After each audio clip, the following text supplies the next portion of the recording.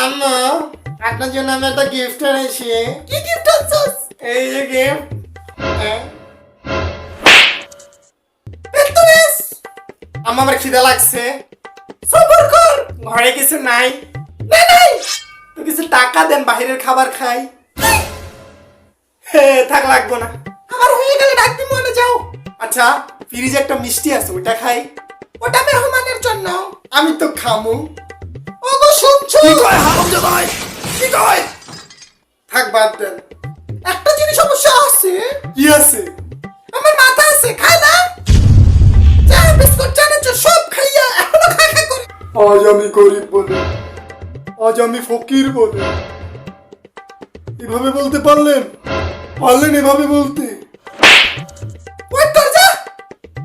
Okay, by the way, কি রান্না করেন আজকে? ভাত। ভাত খাওয়ার থেকে তো বিষ খাওয়া ভালো। তো খা, তোর না করছে কে? খা। আরে মজা করছি। মজা মজা তুমি।